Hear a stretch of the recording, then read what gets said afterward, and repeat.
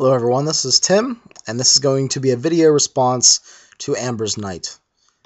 He put out a video talking about multiple rule sets, and I am a proponent of this. I have lots of games on my shelves. I've ran a lot of games at conventions and for my groups that I've had over the years, and I have a little knowledge about a lot of different games. While I might not be as well versed in a certain game as other persons, I know a little bit about a lot of games, so I guess I'm a generalist, I guess, when it comes to that.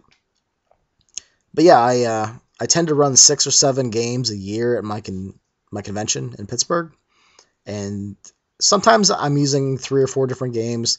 Sometimes I'm running 6 or 7 different types of games. And people come up to me and they're like, how on earth do you just keep that many games in your head, and how are you able to run them? And I don't know, I just take a lot of copious notes when I read a book. I have like a GM cheat sheet, just sort of refresh myself with, how you do certain things.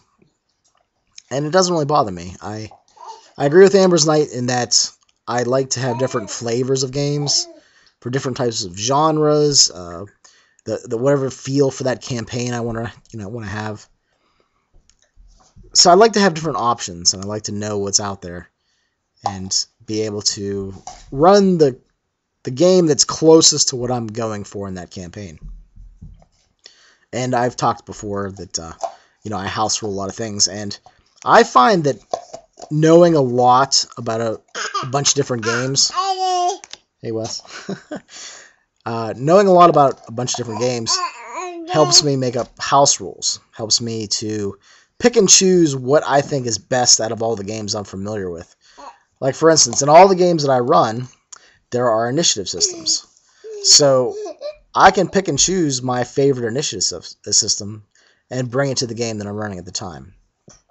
Like, for instance, I've used the Savage Worlds card initiative several times before. So that's just a perfect example.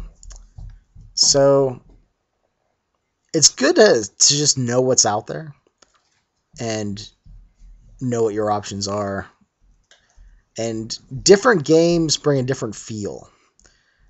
Different mechanics bring different things in. And it's nice to mess with that sometimes. Like, well, I ran a fantasy game with this system, so next time I'm going to run a fantasy system with this other system that I have over there, just to see what it's like, see what the differences are. The hard part with multiple systems is that there might be a game that you really love, but you're having a hard time getting your players to even try it. So that can be difficult sometimes. But I find that at conventions, people are willing to dabble a little bit more, try out different systems more. So that's a nice avenue for me to, try out those red-headed stepchild RPGs that are sitting on my shelf that, it seems that no one really loves except for me. So it's a good thing. But yeah, I definitely like having a lot of systems. I like having lots of options. And it's just nice to be able to pick something off the shelf and go, you know what? I've never ran a game of this system, so I'm going to try it this time. See what it's like, see what it feels like, see what my players think of it.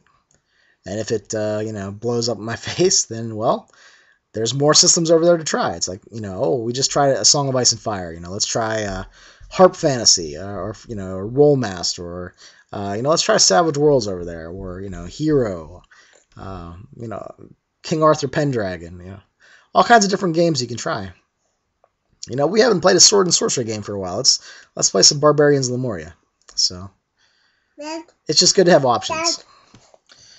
I'm also a proponent of games like BRP that you can run a bunch of different genres in. But I don't know. I've never really been a one-system guy. Like, I could probably, if I had to pick one system, it would probably be basic role-playing. The Call of Cthulhu engine.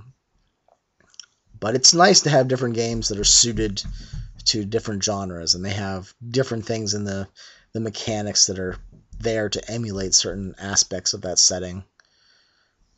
And setting is a whole other ballpark. I've taken settings and used various systems, to run that setting. So again, that's another reason why having options is good. Like, for instance, in the midnight setting, I think I've used 3 or 4 different systems to run that setting, just to see how each system handles it. You know, what does it feel like to have an Old World of Darkness hack in midnight? Or what does it feel like to have, you know, the D20, the original?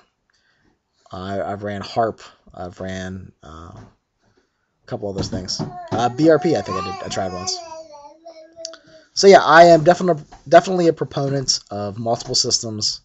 And even if you're just reading over them, maybe you're not running them, because it might give you ideas. Like, wow, this would be really awesome to take this rule from this one game and, you know, plop it into like a Dungeons and Dragons game and just see how that changes things, how it affects things.